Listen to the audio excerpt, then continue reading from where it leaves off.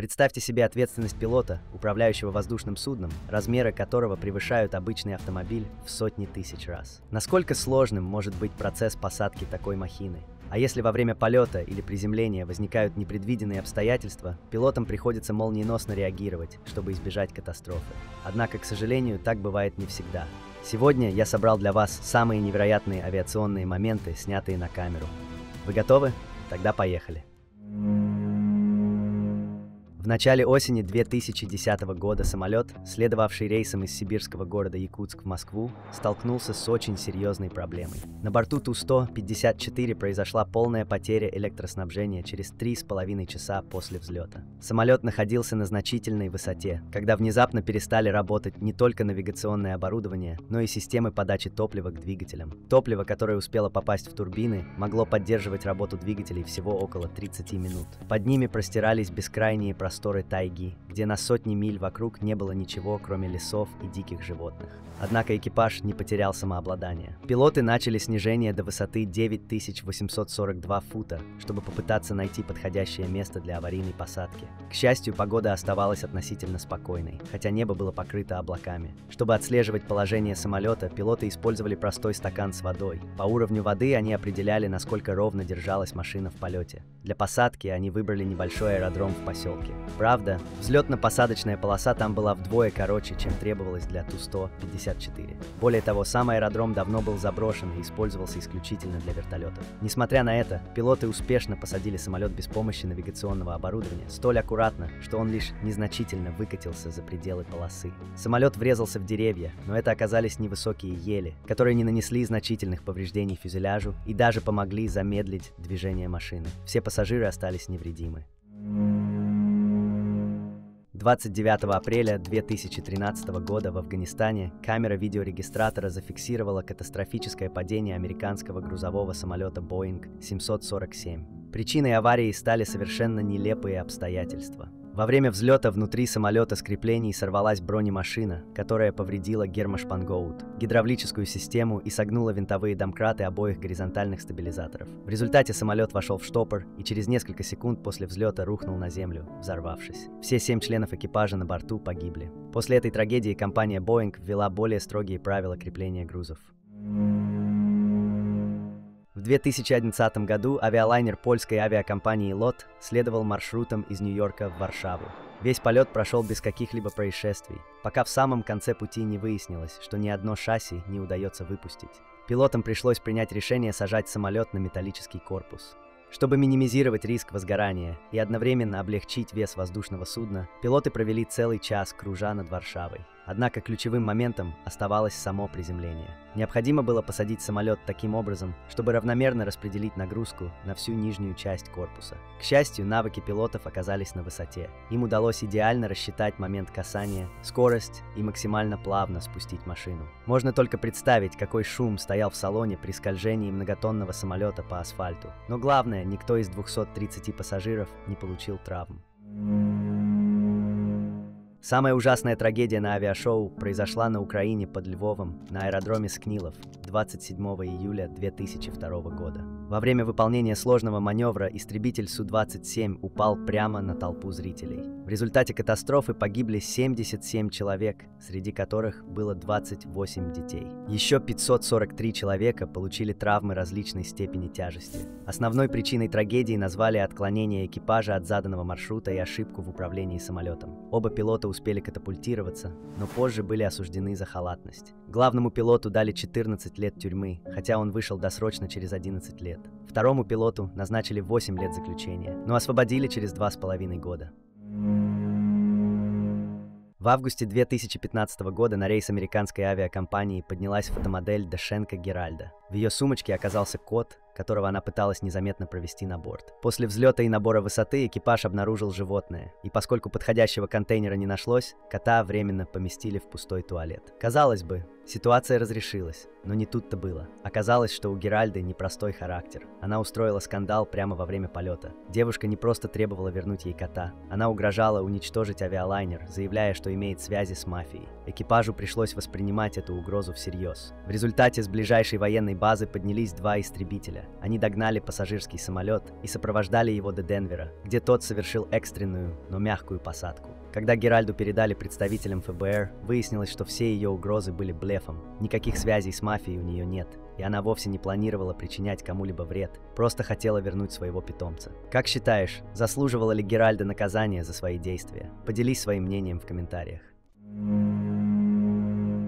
Эта трагическая авария произошла в Тайване в 2015 году. Через 37 секунд после взлета у самолета ATR-72 произошел пожар в одном из двигателей. Пилоты пытались незамедлительно отключить неисправный двигатель, но ошиблись и выключили работающий мотор. В результате самолет начал крениться. Крылом он зацепил такси и повредил ограждение автомобильной эстакады, после чего упал в реку. Спасательные команды добирались до места крушения на надувных лодках в течение 35 минут. Они эвакуировали выживших из хвостовой части самолета и переправляли их на берег. Из 58 человек на борту выжить удалось только 15, 14 пассажирам и одной стюардессе. Водитель и пассажир такси, находившиеся на мосту, также получили ранения. В 2013 году в Исландии сняли неудачную посадку небольшого самолета. Авария унесла жизни 2 пассажиров, однако пилот, вопреки всему, остался жив. В Западной Вирджинии во время авиашоу 2 самолета столкнулись в воздухе, и один из них упал и взорвался. Пилот погиб. Похожее происшествие случилось много лет назад на Мальте. Во время авиашоу один самолет задел и сломал хвост другого, вследствие чего машина потеряла управление и упала в воду. Пилот скончался на месте. В общем, я бы посоветовал держаться подальше от авиационных шоу, потому что несчастных случаев на таких мероприятиях происходило довольно много. Вот, например, страшная авария произошла во время авиашоу в Мадриде. Реактивный самолет разбился, пилот погиб от страшных ожогов, еще 8 человек пострадали. А это кадры с авиашоу в Торонто. Зрители находились на безопасном расстоянии, к счастью, никто не пострадал.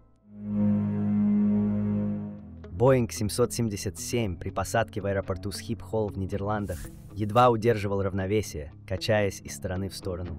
Набрать высоту и дождаться улучшения погодных условий не представлялось возможным, поэтому пилотам необходимо было срочно посадить самолет. Когда самолет коснулся земли, сильный порывистый ветер буквально перекидывал его с одного шасси на другое. Однако, несмотря на сложности, пилотам удалось удержать баланс, избежав аварии, и никто не пострадал. Еще более сложная ситуация возникла при посадке в аэропорту Веллингтон. Мощный ветер мешал тяжелому авиалайнеру так, что пилотам приходилось многократно поднимать самолет в воздух, поскольку ураган буквально подбрасывал машину и не позволял ей замедлиться. Лишь с 3-й попытки удалось остановить самолет. Причем такие ветровые условия являются обычным явлением для данного региона Новой Зеландии. Пилотам, выполняющим рейсы в этот район, можно только выразить сочувствие. В 2008 году самолет немецкой авиакомпании Lufthansa попал в тропический циклон Эмма, который вырывал с корнем большие деревья, сносил крыши зданий и переворачивал автомобили. В итоге короткий рейс из Мюнхена в Гамбург превратился в нечто большее, чем любое кругосветное путешествие. При посадке ураган, охвативший Европу, так сильно раскачивал самолет, что он царапал крыльями посадочную полосу, высекая искры. Машина скользила и поворачивалась из стороны в сторону. Самолет едва не вылетел за пределы полосы. Пилоту пришлось поднять машину, совершить круг и повторить попытку посадки с поврежденным крылом. К счастью, пилот сумел вовремя сбросить скорость, и никто не пострадал. Почему бы пилотам не подождать улучшения погоды? Потому что запасы топлива постоянно уменьшаются, а ураган может только усиливаться. Об этом прекрасно знали пилоты Джерем Цварт и Лечланд Смейл, пытавшиеся посадить аэробус А332 в аэропорту Сиднея.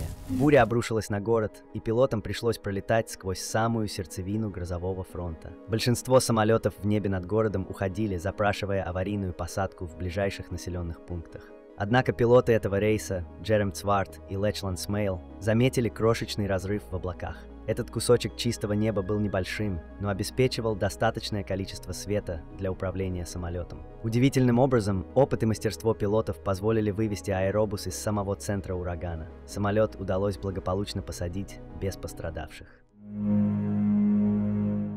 Фильм «Чудо на Гудзоне» основан на реальных событиях, произошедших в 2009 году. Тогда капитан Чесли Саленбергер совершил настоящее чудо, спасшее жизнь сотням людей. Практически сразу после взлета из аэропорта Ла-Гуардия аэробус А320 столкнулся со стаей диких гусей, которые, пытаясь уйти от самолета, попали в турбины и вывели их из строя. Оставшись без рабочих двигателей, возврат в аэропорт или достижение ближайшего аэродрома становились невозможными. Принимая во внимание низкую высоту, шансы на успешную посадку были минимальными. Капитан решил пойти на крайнюю меру – совершить аварийную посадку на реке Гудзон прямо в центре Нью-Йорка. В такой критической ситуации малейшая ошибка могла привести к гибели множества людей. Экипаж рисковал не только своими жизнями и жизнями пассажиров, но и безопасностью тысяч жителей Манхэттена, наблюдавших за происходящим с берегов. Однако благодаря профессионализму капитана Салленбергера посадка прошла безупречно, и все пассажиры выжили. Спасатели оперативно прибыли на место происшествия и начали эвакуацию людей прямо с крыльев тонущего самолета. В 2017 году украинский пилот Александр Акопов продемонстрировал невероятное мастерство, посадив самолет в аэропорту Стамбула фактически вслепую. Во время полета град разбил стекла кабины, оставив их полностью испещренными трещинами. Полная потеря видимости. Носовая часть самолета превратилась в единую вмятину. Несмотря на это, пилот Александр Акопов смог посадить самолет, используя единственный неповрежденный боковой иллюминатор. Благодаря его действиям удалось спасти 121 пассажира и весь экипаж. После успешного приземления коллеги подходили, чтобы поблагодарить героя, который справился с задачей, казалось бы, невыполнимой. В 1996 году самолет Boeing 767 был захвачен 3 террористами, которые требовали политического убежища в Австралии. По пути к месту назначения лайнер совершил вынужденную аварийную посадку в Индийском океане в 1500 футов от острова Гранд-Камер из-за того, что у него закончилось топливо. После приземления самолет разрушился и ушел под воду. Из 175 человек на борту погибли 125, включая всех 3 угонщиков. В декабре 1991 года авиалайнер McDonnell Douglas MD-81 выполнял рейс из Копенгагена в Варшаву с промежуточной остановкой в Стокгольме. Проблемы начались через 1,5 минуты после взлета, когда оба двигателя вышли из строя. Капитан попытался развернуть самолет обратно в аэропорт, но высота была слишком низкой. На помощь пришел второй пилот той же авиакомпании, который находился в салоне в роли пассажира. Он помог справиться с оборудованием, и на высоте около 1148 футов за считанные секунды до столкновения с землей удалось полностью выпустить закрылки, что позволило снизить скорость самолета. Посадка предстояла крайне жесткой и драматичной, так как ее пришлось производить в лесистой местности. Со скоростью около 124 миль в час самолет снес несколько деревьев. От удара ему оторвало крыло, и самолет резко развернулся вправо, но завертеться не успел и через мгновение упал на опушку.